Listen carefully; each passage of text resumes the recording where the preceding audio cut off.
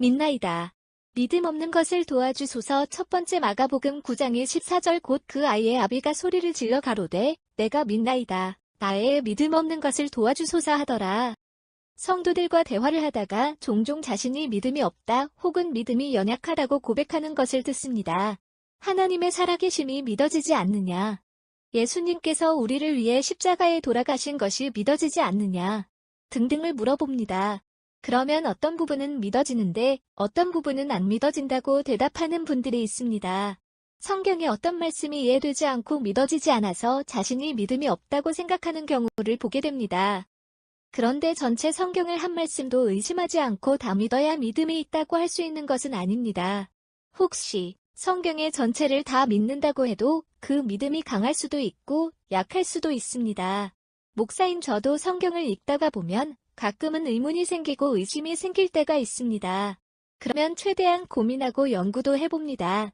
그런데 그렇게 노력해도 믿음이 생기지 않을 때가 있습니다.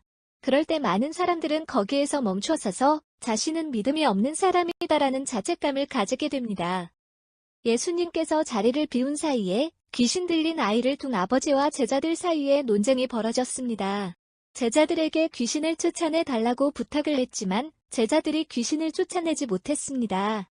주님께서 나타나자 아이의 아버지는 예수님께 무엇을 하실 수 있거든 우리를 불쌍히 기사 도와주소서라고 했습니다.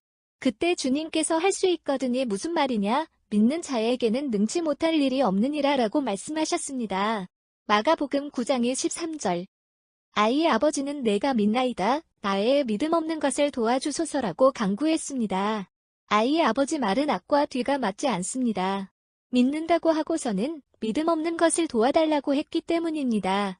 그렇지만 아이의 아버지의 고백에서 믿음에 대한 교훈을 얻게 됩니다. 그는 일단 입으로 믿는다고 고백했습니다. 예수님께서 말씀을 하실 때 예수님의 말씀에 일단 아멘이라고 고백한 것입니다.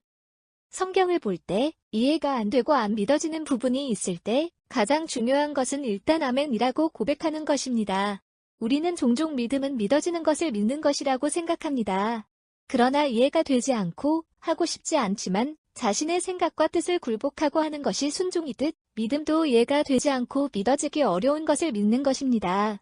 이해하면 믿겠다고 하지만 실제로는 믿으면 이해하게 됩니다. 그래서 먼저 말씀에 아멘, 믿습니다. 라고 고백해야 합니다.